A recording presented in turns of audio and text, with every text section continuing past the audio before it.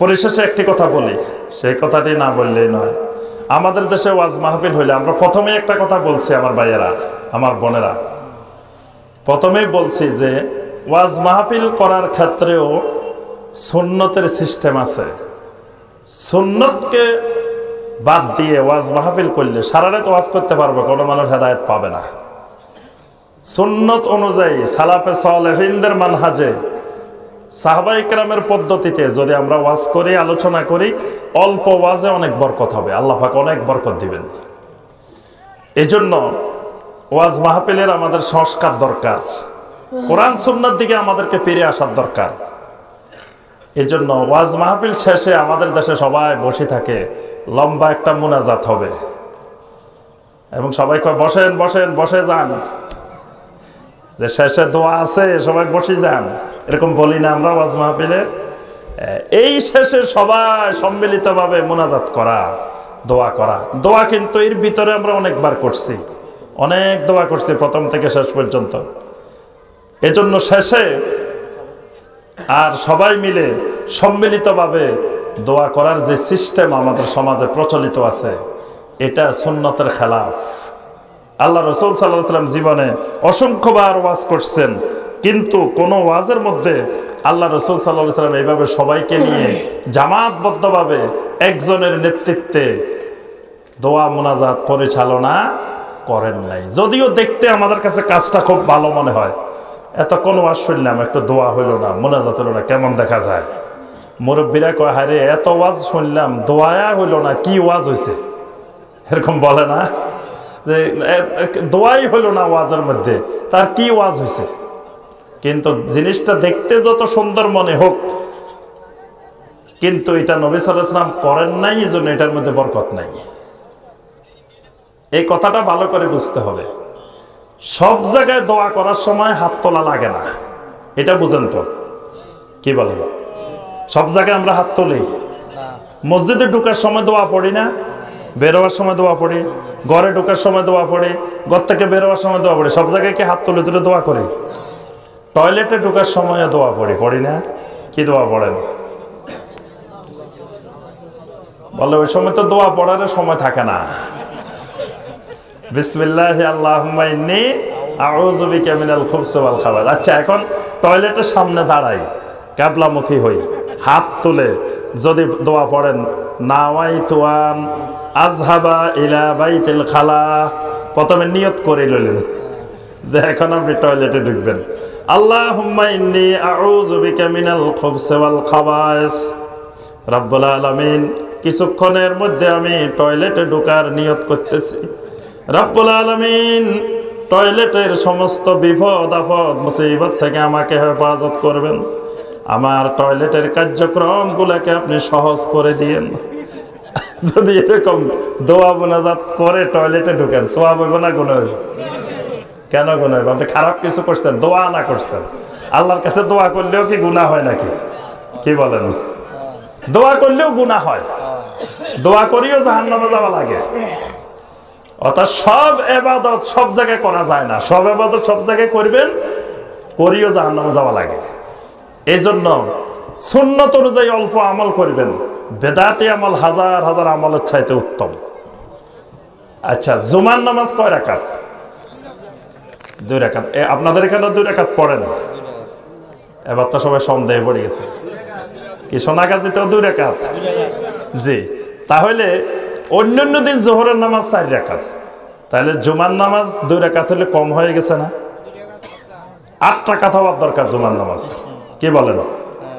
8 রাকাত হওয়ার দরকার না? অন্য দিন আপনার অফিসিয়াল ডে, কাজকর্ম, কত ব্যস্ততা, আর আজকে বন্ধ, আজকে তো 4 রাকাতের জায়গায় 8 রাকাত পড়ার দরকার। সেই জায়গায় উল্টা 4 রাকাতের জায়গায় 2 রাকাত। এখন খতিব সাহেব যদি কয়, সম্মানিত ভাইয়েরা শুনেন, আল্লাহ পাক এহসান করে আমাদেরকে কমায় দিছে, অসুবিধা নাই, আসেন আমরা সবাই মিলে আজকে জুমার নামাজ 4 রাকাত পড়ি। পড়া যাবে? অসুবিধা কি? নামাজে না পড়ছি, নামাজ পড়লেও কি গুনাহ হয় নাকি? নামাজ পড়িও জাহান্নামে যাওয়া লাগে।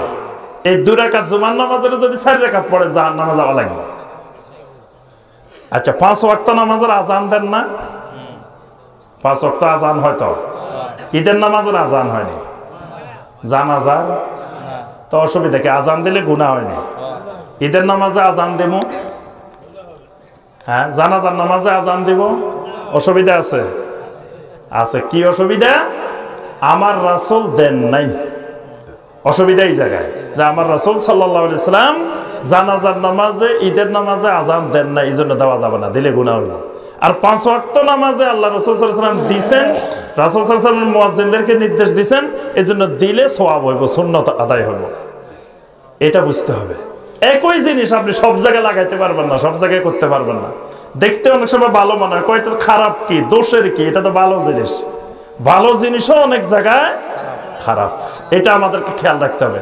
আল্লাহ পাক আমাদেরকে সুন্নত বেদাত বোঝার তৌফিক দান করুন। কয়েকটি প্রশ্ন আসছে, সংক্ষেপে আমরা বলে দিয়ে শেষ করব। মুহতারাম, দরুদে নারিয়া পড়া কি সুন্নাহ সম্মত কিনা? নারিয়া মানে আগুন, আগুন। দরুদে নারিয়া মানে আগুনের দরুদ। তো দরুদ আবার আগুন আর ঠান্ডা কি? দরুদ তো দরুদেই, দরুদ তো একটা ইবাদত। আল্লাহ পাক বলছেন, ইয়া আইয়ুহাল্লাযীনা আমানু সাল্লু আলাইহি ওয়া সাল্লিমু তাসলিমা। হে ঈমানদারেরা, আমার নবীর উপরে দরুদ পড়ো, সালাম পেশ করো। তাহলে দরুদ একটা গুরুত্বপূর্ণ ইবাদত। আর ইবাদত শিখাবেন কে? ইবাদত শেখানোর দায়িত্ব জমিনে আল্লাহ রাসূল সাল্লাল্লাহু আলাইহি ওয়াসাল্লাম। আর কারো ইবাদত বানানোর অধিকার কিয়ামত পর্যন্ত। তাহলে দরুদ শিখাবেন কে?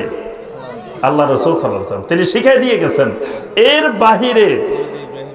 এর বাহিরে যত দরুদ আছে, বানানো দরুদ যেগুলো আছে, এগুলো সব ওই মাছের দরুদ, আগুনের দরুদ, দরুদে মাহি আছে, দরুদে নারিয়া আছে, দরুদে তুনাজ্জিনা আছে, এরকম অনেক দরুদ আছে। এগুলো সব মানুষের বানানো দরুদ। এগুলো পড়া সুন্নাহ সম্মত তো হবেই না। যদি এগুলোর মাধ্যমে ফজিলত মনে করা হয়, বেদাত হবে, গুনাহ হবে। অনেকে বলেন আপনারা টিভিতে যা বলেন তা ওয়াজের ময়দানে বলেন না। আচ্ছা, এটা তো অনেকে বলতে পারে, অনেকে তো অনেক কিছুই বলতে পারে, অনেকে তো আর কত কিছু কয়। অনেকের কথা মূল বিষয় না, মূল বিষয় না আমার আল্লাহ কি বলেন, আমার রাসূল কি বলেন। আচ্ছা, প্রেম করে পালিয়ে বিবাহ করলে নাকি সেটি জায়েজ নয় এবং সেটা নাকি জিনা শামিল হয়, এটা সমাধান কি? প্রেম করবেন স্ত্রীর সাথে, প্রেম আরেকজনের সাথে, অন্য মেয়ের সাথে করতে যাবেন কেন? অন্য মেয়ের সাথে প্রেম হয় না, সেটা হয় জিনা হয়, ব্যভিচার হয়, অশ্লীলতা হয়, সেটা ইফটিজিং হয়, দর্শন হয়, সেটা প্রেম হয় না। প্রেম হয় কার সাথে? বৈধ স্ত্রীর সাথে আপনি প্রেম করবেন। তো আপনি পালিয়ে বিয়ে করছেন, সেটা জিনা করছেন, ব্যভিচার করছেন, অশ্লীলতা করছেন, সেটা অভিভাবকের অনুমতি নেন নাই, মেয়ের বাবার ওলির অনুমতি নেন নাই। ওলির অনুমতি ছাড়া বিবাহ করলে নবী সাল্লাল্লাহু আলাইহি ওয়াসাল্লাম বলছেন সেই বিবাহ বাতিল, বাতিল, বাতিল, সেটা আপনার বিবাহ হয় নাই। তা এখন বলে অনেক কিছু হয়ে গেছে, সন্তানও হয়ে গেছে, এখন কি করব? এখন করার পন্থা হলো খালেজভাবে তওবা করতে হবে আর বিবাহটা দৌড়ায় নিতে হবে। অতীতে যেটা হয়েছে এটার জন্য আল্লাহর কাছে তওবা ইস্তেগফার করতে হবে, ক্ষমা চাইতে হবে। আল্লাহ সুবহানাহু ওয়া তাআলা ইচ্ছা করলে ক্ষমা করে দিতে পারেন। বুকে হাত বাঁধা কি সহিহ হাদিস এবং রাফুল ইয়াদাইন কি? বুকে হাত বাঁধা যদি সহিহ হাদিস না থাকতো তো আমাদের দেশের কোটি কোটি মহিলারা বুকে হাত বাঁধে কেন বলেন? বুকে হাত বাঁধার যদি সহিহ হাদিস না থাকে তো বাংলাদেশের কোটি কোটি আম্মারা, কোটি কোটি আমাদের বোনেরা, তারা বুকে হাত বাঁধে কেন? তাহলে তাদের এটা হাদিসে নাই, তারা এটা ভুয়া আমল করে। এটা তো যুগ যুগ ধরে আমল করে আসতেছে না? হ্যাঁ। তো যদি আমল এটা হাদিসে থাকে তাহলে সহিহ হাদিসে আছে। অর্থাৎ এটা নামাজ পড়ে কিনা ওইটা আগে দেখেন, হাত কোথায় বাঁধে এটা মুখ্য বিষয় না। কিন্তু আমাদের হয়ে গেছে নামাজের খবর নাই, হাত বান্ধার খবর নয়। ইরাকের লোকেরা, বাগদাদের লোকেরা হুসাইন রাদিয়াল্লাহু তাআলা আনহুকে মারি ফেলছে, শহীদ করে ফেলছে, সেই সময় মাসালা জিজ্ঞেস করে না যে মানুষ মারলে গুনাহ হয় না সওয়াব হয়।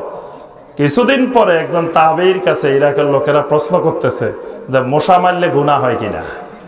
তো তখন তিনি উত্তরে লিখছেন যে যে এলাকার লোকেরা রাসূল সাল্লাল্লাহু আলাইহি সাল্লামের নাতি আহলে বাইতের সদস্য হুসাইন রাদিয়াল্লাহু তাআলা আনহুকে মারি ফেলছে, মাসালা জিজ্ঞেস করে নাই, এখন জিজ্ঞেস করে মশা মারা যায় কিনা।